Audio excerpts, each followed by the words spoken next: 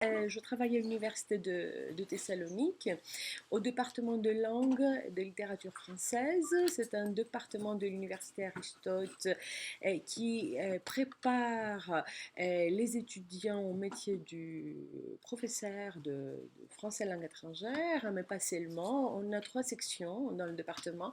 On a une section, bon, je vous fais une présentation rapide, une section de littérature, une section de traduction, et une section de sciences du langage.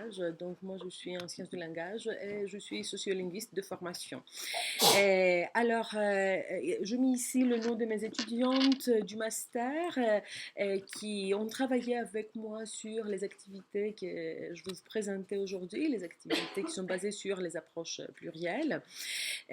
Voilà. Et puis, nous avons une équipe de recherche qui s'appelle Pluralité. Je vous donne ici là quelque part le site, enfin l'adresse du site.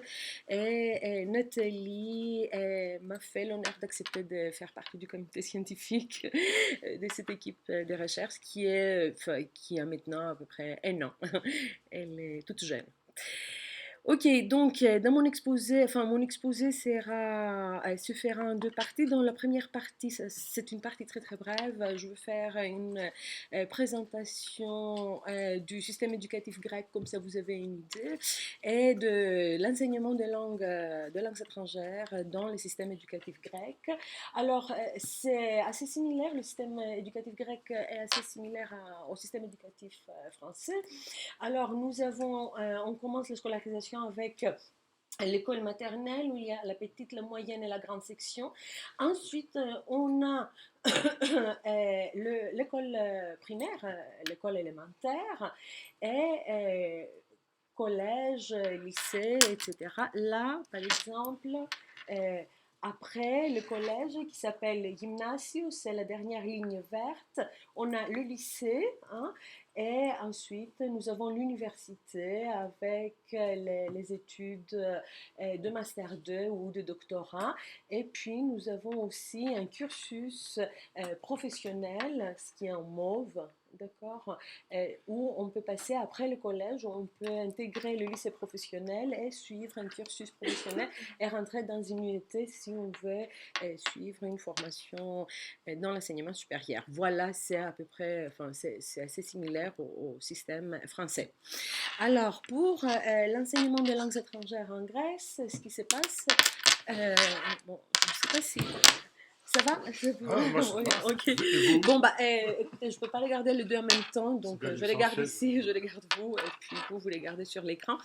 Donc, dans les années 90, c'est où on commence à réfléchir sur l'enseignement des langues étrangères au primaire, après une décision de la Commission européenne de rendre cet enseignement obligatoire dès les premières années de scolarisation.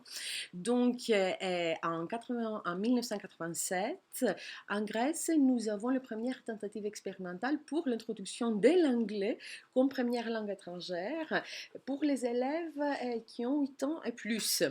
Et cet enseignement devient obligatoire en 1992. Et par la suite, en 2005-2006, 2006-2007, on a la mise en place du programme pilote pour l'introduction d'une deuxième langue étrangère dans l'enseignement primaire. Et cette langue étrangère, c'est au choix, soit le français, soit l'allemand, hein, comme deuxième langue étrangère. Et le programme pilote a commencé avec 219 écoles primaires avec l'enseignement du français ou de l'allemand. Et depuis 2007, l'année scolaire 2007-2008, l'enseignement d'une deuxième langue étrangère est généralisé et étendu à l'ensemble des écoles primaires en Grèce. Donc, aujourd'hui, tous les élèves apprennent l'anglais, hein, à l'école primaire comme première langue maternelle, étrangère. Et ils commencent l'anglais jusqu'à cette année à l'âge de 8 ans, mais à partir de l'année prochaine, ils vont commencer l'anglais à l'âge de 6 ans. Ça veut dire la première classe de l'école primaire. Et par la suite, ils auront le français ou l'allemand, hein, à l'âge de 8 ans. comme deuxième langue étrangère. Alors, 2 heures par semaine hein, pour le français. Pour l'anglais, c'est 3 heures par semaine. Le français ou l'allemand, c'est 2 heures par semaine. Et jusqu'à cette année, aux 2 dernières classes de l'école primaire. Mais à partir de l'année prochaine, ça sera à partir de la CE2. Hein, voilà, c'est l'équivalent français hein, du CE2. Donc, l'anglais sera à partir de l'âge de 6 ans et le français ou l'allemand hein, à partir de 8 ans, CE2. Donc, ok. Alors, je vous donne les 4 objectifs majeurs du programme analytique hein, pour l'enseignement du français. Mais en Grèce, je dois vous dire que nous avons un programme analytique commun pour l'enseignement des langues étrangères maintenant. Alors, ça, c'est valable aussi pour l'anglais et l'allemand.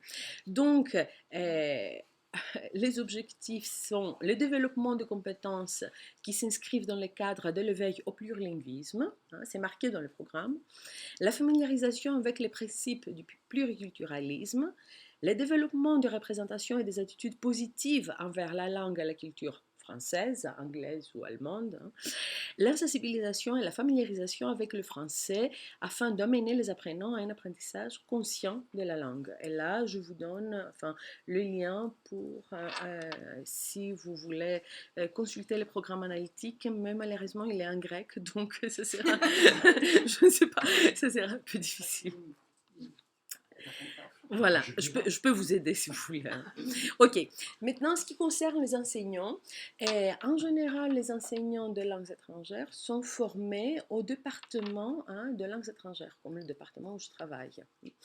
Alors, à la fin de leur formation, ils obtiennent le Master 1 au bout des 4 années d'études. Hein. Le Master 2 n'est pas obligatoire, bien sûr. Et suite au Master 1, ils peuvent passer un concours, ils peuvent se présenter hein, au concours pour, par la suite, s'ils réussissent au concours, ils peuvent aller enseigner dans l'enseignement public. Alors, ce qui se passe actuellement à cause de la crise en Grèce, le dernier concours pour tous les enseignements hein, a eu lieu en 2008. Et depuis, on n'a pas eu de concours. Ça veut dire que depuis, il n'y a pas eu d'enseignants, de recrutement, voilà, de recrutement d'enseignants dans toutes les matières. Donc, d'après ce qu'on sait, on n'aura pas de recrutement pendant un moment. Démographiquement, ça se passe Démographiquement, on aura des enseignants de plus. La population augmente. Ah oui, oui, et puis les enseignants qu'on a maintenant ne sont pas suffisants, ne suffisent pas. Il y a de graves problèmes dans les écoles, il y a des écoles qui ferment, etc. Donc voilà, hein, okay. C'est un problème très très important. Juste une petite question. Donc les enseignants de FLE, ce n'est pas les enseignants de classe de primaire des enfants, c'est les enseignants qui viennent en plus. Qui viennent en plus. Mais pour qui l'anglais, ont un très bon niveau de français. Oui. J'espère. Pour l'anglais, c'est pareil. Pour l'allemand, c'est pareil aussi. D'accord. On a aussi l'italien, mais il n'y a pas beaucoup d'enseignants pour l'italien en Grèce. Et il y a quelques années, malgré le fait que l'État a recruté, je ne sais plus, une quarantaine d'enseignants pour l'italien, ils ont arrêté l'enseignement d'italien. Donc ces enseignants, ils ont des fonctions administratives pour l'instant, uniquement. Et je ne sais pas quand est-ce qu'on va recommencer l'enseignement d'italien. Enfin, bref, c'est un peu compliqué. Donc, pour les langues qui existent actuellement dans le primaire, hein, l'anglais, le français et l'allemand, les enseignants sont formés dans le département correspondant. Et voilà, et ce sont des enseignants qui sont formés normalement pour travailler dans les secondaires. Et malheureusement, dans notre département de français, on a jusqu'au Master 1, on a un seul cours pour l'enseignement des langues étrangères au primaire. C'est à peu près la même chose dans les autres départements. On dispense des enseignements pour l'enseignement de langues étrangères au primaire en master 2, hein, voilà. Mais on doit en fait, il y a un grand besoin de réformer notre programme d'études pour introduire des enseignements destinés à former au niveau de la formation initiale de profs qui enseignent au primaire. Voilà. Donc, pour l'instant, le prof qui enseigne au primaire, ce sont les profs qui ont été préparés pour le secondaire et qui ont été mutés par le gouvernement, par le ministère de l'Éducation nationale, dans le primaire si ils ont fait la demande. Bon, ils ne sont pas mutés obligatoirement, ils n'ont pas été mutés obligatoirement, c'est les gens qui l'ont souhaité. Voilà. Donc, en ce qui concerne le profil sociolinguistique un peu des élèves, pour les élèves du français, il y a une hétérogénéité du niveau de langue. Ça veut dire que les enfants qui apprennent le français, soit c'est des enfants qui ont un niveau 0, hein, qui commencent avec un niveau 0, hein, l'apprentissage du français, soit c'est des enfants qui ont déjà commencé l'apprentissage du français ou de l'anglais ou de l'allemand avant leur scolarisation. Voilà. Et puis, nous avons des apprenants qui proviennent d'origines ethniques diverses, hein, parce que depuis 90, la Grèce accueille des immigrés d'origines diverses, dont les enfants sont scolarisés au sein du système éducatif grec. Hein. Et jusqu'à présent, il n'y avait pas de classe d'accueil pour ces enfants, donc ils rentraient directement dans la classe avec les autres enfants qui connaissaient déjà les Grecs. Et donc, bon, il y avait une différence de niveau, de langue. Déjà, au niveau de la langue de scolarisation, mais aussi dans le cas du niveau de langues étrangères.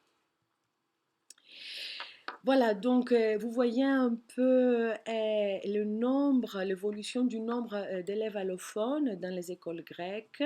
Pour l'année scolaire 95-96, le pourcentage était de 0,6%. On commence à voir une hausse importante. 98-99, on arrive à 2,5%. 2008-2009 à 9,1%. Et donc, les enfants nouvellement arrivés, les élèves allophones, sont originaires de 122 pays différents en Grèce. Et la majorité d'entre eux, c'est des enfants qui sont nés en Albanie, en Grèce, en Bulgarie. En Grèce, je veux dire des enfants, de parents d'origine différente. Et en Bulgarie, en Géorgie, en Russie, en Ukraine et en Roumanie. Vous n'avez pas des Turcs? Alors, on a des Turcs, mais ce n'est pas considéré comme des immigrés. Ça fait partie de la population grecque et enfin, ils représentent une minorité au nord-est de la Grèce. D'accord? Ils ne sont pas considérés comme des immigrés. Ok. Bon, donc là, j'ai quelques chiffres sur leur pratique langagière. Alors voilà, les 73,7% de personnes interrogées, c'est une recherche qui a été faite par le ministère, pratiquent en famille le grec et sa langue d'origine. On a un pourcentage de 20% à peu près qui déclarent pratiquer uniquement sa langue d'origine. Un pourcentage de 6,7% utilise dans les interactions familiales le grec, uniquement le grec. Mais bon, je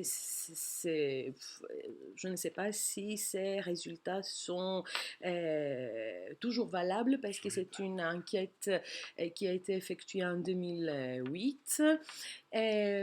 Depuis, les choses ont changé. On se trouve aujourd'hui à la 3e génération d'enfants qui sont issus d'immigration différentes. Et donc, au niveau des pratiques, les choses, je pense, ont beaucoup changé. Voilà un peu là le nombre d'apprenants, enfin d'élèves allophones et d'élèves rapatriés qui existent, enfin en 2008, qui existait en 2008 en Grèce, donc au niveau de la maternelle, au niveau du primaire, du collège. Au lycée, vous voyez, il y a une baisse parce que ces enfants laissent, enfin, euh, je dois vous dire que les 3 années du collège, c'est un enseignement obligatoire, hein. Et à partir du lycée, c'est plus obligatoire. Donc, souvent, ils laissent tomber les études, ils laissent tomber l'école et ils continuent avec autre chose, hein. Et on a une hausse dans l'enseignement professionnel, vous voyez. Mhm. Excusez-moi, Oui. est-ce que vous appelez élèves rapatriés, des élèves qui sont partis et revenus? Oui, voilà. Oui, c'est ça. Qui est en Allemagne, puis qui sont repartis. Souvent, oui, souvent. Mhm. Voilà, donc il y a une enquête qui a été effectuée auprès de 900 à peu près élèves et qui ont vu qu'il y a 472, donc ça veut dire un pourcentage de 48,1% sont nés en Grèce et d'autres dans d'autres pays, vous voyez. Donc, oui. Voilà, concernant un peu les pratiques langagières, les langues qui sont pratiquées à la maison, il y a un pourcentage de 20% qui déclarent pratiquer la langue maternelle, les deux à peu près 48%, les Grecs 6,7%. Donc les deux, mais la langue maternelle est majoritaire 48%, et les deux, mais les Grecs étant une langue majoritaire dans la famille 25%, hein, à peu près. Alors, le parent qui parle grec, là, c'est une auto-évaluation, hein, de parents sur leur pratique du grec. Enfin, bien, 30%, très bien, 23%, mais ça, ce sont les déclarations sur les pratiques, hein. On ne sait pas si ça correspond vraiment à la réalité, vous savez très bien. Alors, au niveau de l'écriture, encore une évaluation. Donc, les pourcentages concernant le grec baissent. Bon, c'est plus simple pour eux de parler que d'écrire. Bon, ça, c'est connu. Ok, donc voilà, vous avez une petite image de ce qui se passe en Grèce actuellement. Et là, je veux vous parler de ce qu'on fait, nous, dans le groupe de recherche que nous avons. Alors, on travaille sur un projet qui porte sur l'apport des approches plurielles à l'apprentissage des langues étrangères et on a eu un tout petit financement du service de recherche de l'Université Aristote de Thessalonique. Donc, quels sont nos objectifs? C'est de mettre en place les approches plurielles dans les écoles primaires. Donc, en suivant, bien sûr, le CARAP, hein. Et donc, on conçoit, on produit, hein, on met en place des activités qui sont basées sur les approches plurielles et qui sont destinées à favoriser la mise en place d'une éducation plurilingue inclusive qui prend en compte, valorise et exploite les répertoires communicatifs plurilingues des apprenants. C'est en gros nos objectifs généraux. Je ne rentre pas dans les détails. Alors, les écoles avec lesquelles, enfin, on a commencé en 2014, on continue jusqu'à maintenant. Alors, on travaille avec 2 écoles maternelles expérimentales de Thessalonique. Les écoles expérimentales, ce sont les écoles de l'université. Il y a une équipe de profs des sciences de l'éducation qui ont la responsabilité du fonctionnement de ces écoles. Donc, on les appelle les écoles maternelles expérimentales, je crois en France. Les écoles d'application. Les écoles d'application, d'accord, ok, nous on les appelle expérimentales. Alors, ce sont des écoles publiques.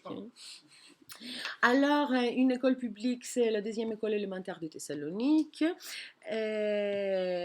Alors là, on travaille avec les enfants dès la première classe de l'école primaire. Première classe de l'école primaire, c'est juste après la maternelle, jusqu'à la 6e classe de l'école primaire, c'est à l'âge de 12 ans, hein, avant de rentrer au collège. Et on travaille avec 2 écoles privées, l'école maternelle de La Salle, qui est une école francophone, est l'école élémentaire de Arsacchio qui est sous l'égide de l'université d'Athènes. Voilà, qui est, je mets ici privé, c'est moitié privé, moitié public, voilà. Ok, bon, les participants, c'est les personnels enseignants, bien sûr, les élèves et les chercheurs, ça veut dire les étudiants du Master 2 et moi-même. Ok, donc qu'est-ce qu'on fait? On conçoit et on met en place des activités qui combinent, comme je vous ai dit, les approches plurielles et on souhaite en fait rendre les élèves conscients de leur plurilinguisme et des apports du plurilinguisme. Et on souhaite aussi contribuer au développement des compétences plurilingues de ces élèves. Et on utilise par l'intermédiaire de ces activités, des activités aussi réflexives qui visent l'activation et la mise en évidence des représentations des élèves sur les relations inter- et intralinguistiques. Et donc, qu'est-ce qu'on fait? On fait des observations, on fait des enregistrements, on fait des prises de vue des séances d'activités qui sont basées sur les approches plurielles. Et on réalise aussi des entretiens avec les enfants et les enseignants. Donc, on enregistre ces entretiens et on engage lors de la réalisation de ces activités des discussions qui favorisent la réflexivité des élèves. Voilà, et puis les objectifs des analyses qualitatives, nos objectifs, c'est de nous renseigner sur les représentations et les pratiques langagières des élèves pendant et après la mise en place des approches plurielles. Donc là, je vais commencer à vous montrer quelques activités qu'on a réalisées. Je vais commencer avec les activités pour les élèves de l'école maternelle. Alors là, on a réalisé une activité qui s'appelle les langues des animaux. Qu'est-ce qu'on a fait? On a trouvé une vidéo sur Internet. Si vous montrez, si vous... non. Bon. Ok. Alors, j'ai vu qu'hier, Dulala avait mis cette vidéo sur Facebook. Oui. Bon, bah, bref, c'est pas grave. Qu'est-ce que je fais? Ah, c'est là.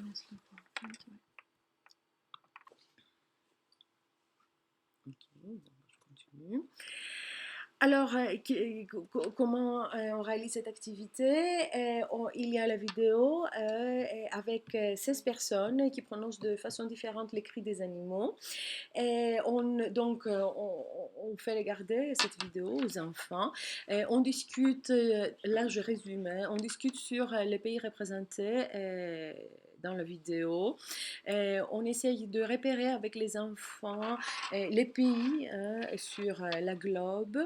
Les enfants imitent les cris des animaux et ensuite on demande aux enfants d'effectuer un dessin de l'animal dont les cris les a impressionnés le plus. Donc voilà, là je vous montre quelques dessins. Par exemple, il y a un garçon voilà, qui a préféré le roumain et puis un autre qui a préféré l'anglais, kikiriko du roumain, oink, bon, de l'anglais. Et ça, c'est une première étape avec cette vidéo et ensuite, dans une deuxième étape, en utilisant toujours la même vidéo, on travaille sur les différents systèmes scripturaux. Parce que sur la vidéo, on voit aussi les différents systèmes scripturaux. On a une transcription des cris des animaux, voilà. Et voilà, donc ensuite les enfants font des dessins et ils essayent d'écrire en fait, de copier les différents systèmes scripturaux sur lesquels on parle aussi, on discute sur leurs préférences. C'est pour ça que je vous ai dit qu'il s'agit d'activités réflexives. On essaye de discuter avec les enfants pour justement les amener à réfléchir sur leurs propres choix, leurs propres préférences, ce qu'ils pensent des langues. Voilà, on essaye un peu d'activer leur réflexion. Et un garçon, par exemple, il dit je suis espagnol et il a dit que les langues sont représentées par l'avion qu'il a dessiné ici. Il a fait un petit avion et puis un cerf-volant. Et puis il y a une fille qui a fait un arc-en-ciel. Et il a dit que l'arc-en-ciel, les couleurs de l'arc-en-ciel sont les langues. Voilà, sont leurs dires, leurs propos. Une autre activité qu'on a réalisée à la maternelle, ça s'appelle Le monde comme une fleur, pour travailler avec les enfants sur les salutations. C'est pour ça qu'on a mis Hello. Alors là, on a choisi plusieurs langues, l'albanais, le bulgare, le français. Vous voyez ici les différentes langues. Et là, il y a 3 étapes en fait différentes. On regarde la vidéo et ensuite on discute les enfants sur la vidéo en leur posant des questions comme celles que vous voyez ici. Je vais assez vite pour vous montrer aussi d'autres activités. Et ensuite, on regarde encore une fois la vidéo en petite séquence et on discute avec les enfants. Est-ce que vous avez entendu ce que l'enfant a dit? Parce que les enfants disent des salutations en fait à la vidéo. Ils se présentent, ils disent bonjour dans différentes langues. Est-ce que vous pouvez les répéter? Est-ce que vous avez reconnu la langue? Et par la suite, on donne aux enfants des cartes avec des drapeaux, et on leur dit à quel pays correspond chaque drapeau. Et là, on peut faire des observations sur le fait qu'il y a des pays où on parle plusieurs langues, où une langue est parlée dans des pays différents. Et par la suite, on donne aux enfants des petits papillons, on colle les drapeaux sur les papillons et chaque enfant choisit un papillon, donc avec un pays, un drapeau, et essaye de saluer sa classe, ses copains, en utilisant la langue du pays. Par exemple, si un enfant prend un papillon avec le drapeau turc, l'enfant dit merhaba, ça veut dire bonjour en turc, salut. Et la classe répète merhaba Maria, merhaba Costa, voilà. Et donc, comme ça, toute la classe utilise le petit mot qu'ils ont appris dans une autre langue pour dire bonjour. Voilà. Et quand toute la classe finit avec les salutations, ils mettent le papillon sur la globe et ils font voilà, une fleur, comme ça. Je ne sais pas si on voit bien, enfin, bon. Voilà, bon. On voit. Alors, bon, je passe rapidement aux activités pour les élèves de l'école maternelle, élémentaire. On a combien de temps? Il est 14h, 10 minutes? Ouais, maxi. Maxi. Ok. Alors ça, c'est une activité qui s'appelle Happy Birthday pour le vœu d'anniversaire. Deuxième et troisième classe de l'école élémentaire, 7-8 ans. Voilà.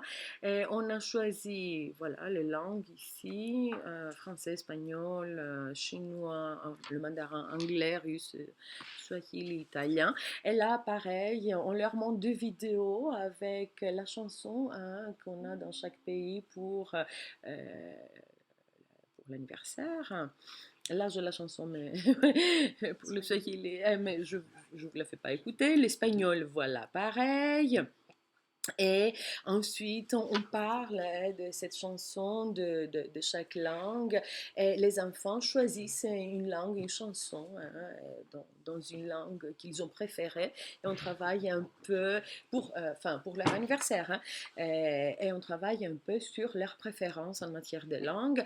Et voilà, on parle de leurs préférences. Il y en a qui nous ont dit, je choisis les Russes parce qu'ils ont une jolie mélodie. Je choisis la langue africaine parce que j'aime bien la fille qui parle. Je choisis l'italien parce que c'est facile. Bon, c'est facile. Je choisis l'espagnol parce que quand je serai grand, j'irai en Espagne pour devenir chanteur. Voilà, un peu les réponses des enfants. Après, on joue à un jeu de bingo. Voilà. On fait écouter la chanson et puis chaque fois l'enfant dit voilà c'est de l'espagnol, c'est de l'italien, c'est du chinois, etc. Et à la fin, on demande aux enfants d'écrire des cartes de vœux pour l'anniversaire de leurs amis imaginaires dans d'autres pays, en utilisant le mot joyeux anniversaire dans des langues différentes. Voilà. Et là, ils écrivent enfin, c'est des cartes de vœux d'anniversaire qu'ils ont écrites. Alors, une autre activité que j'aime beaucoup, on l'appelle des passerelles grecques pour le plurilinguisme. Là, c'est une activité qui est destinée aux élèves de la 5e et de la 6e classe de l'école primaire, ça veut dire 11-12 ans. Hein, c'est pour les enfants un peu plus grands. Alors là, les langues qui ont été utilisées, c'est le grec, l'anglais, le français, l'allemand, l'italien, l'espagnol et le russe. Et donc là, enfin, on pourrait dire que, enfin, on pourrait supposer que on pourrait proposer cette activité pour enseigner d'une façon alternative le français. Bon, vous allez voir.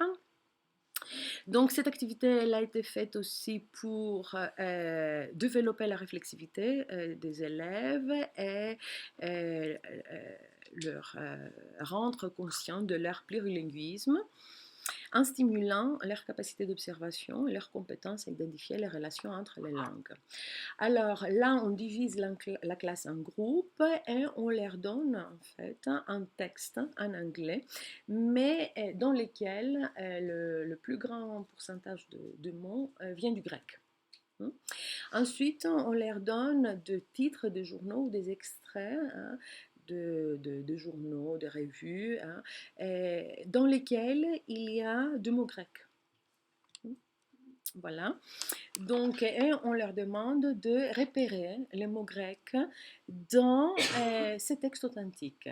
Et la plupart des fois, là, on a choisi des textes pour travailler le mot des sciences. C'était des textes exprès pour travailler le mot des sciences.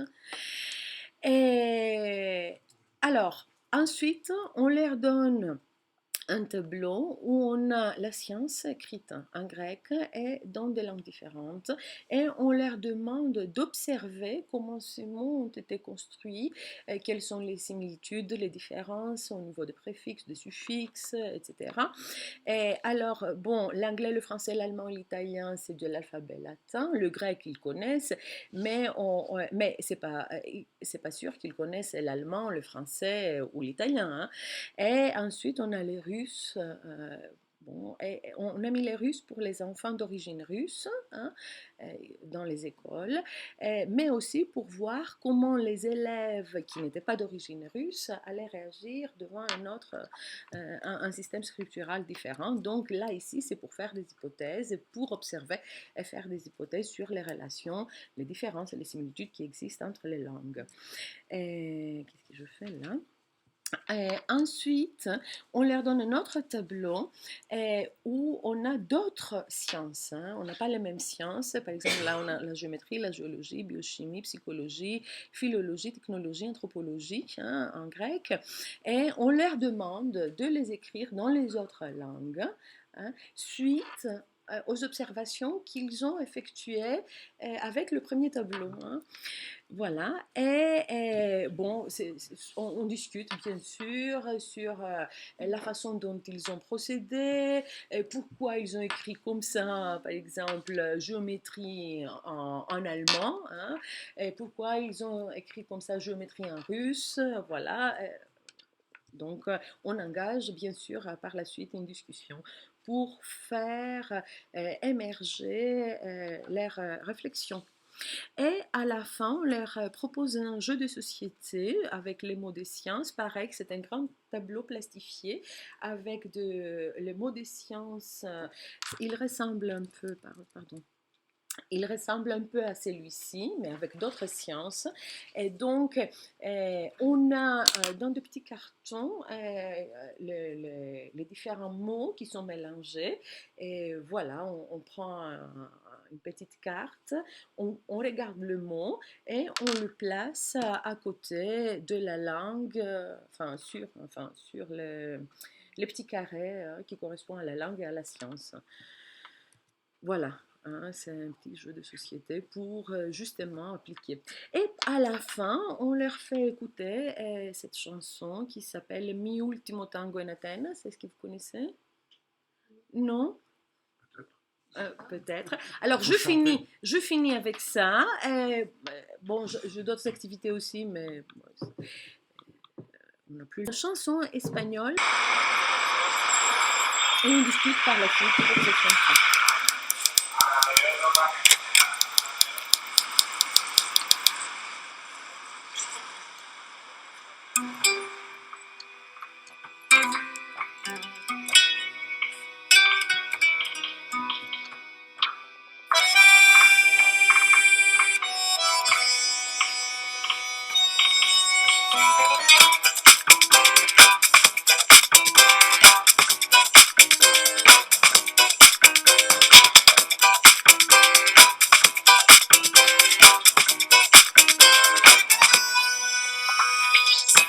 Armonía neurótica nel microcosmo della metropoli, cultura narcisista in una monarchia dogmatica, sinfonia cacofonica, pandemonio nell'atmosfera, melodia simbolo, melodrama y tragedia, orgasmo ideológico del barbarismo a la teoría, político disléxico en parodia onírica, tiranía fantasma, dilema megalómano y un metabolismo retórico, sin tesis ni antitesis. Este es mi último tango en Atenas, tango llorón que corre por mis venas. Este es mi último tango en Atenas, tango cabrón que corre por mis venas.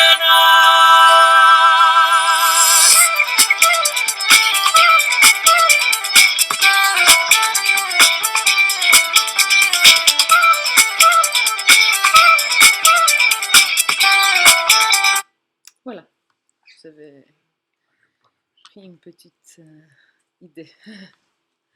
Voilà, bon, je continue pas avec les autres activités parce qu'on a dépassé le temps.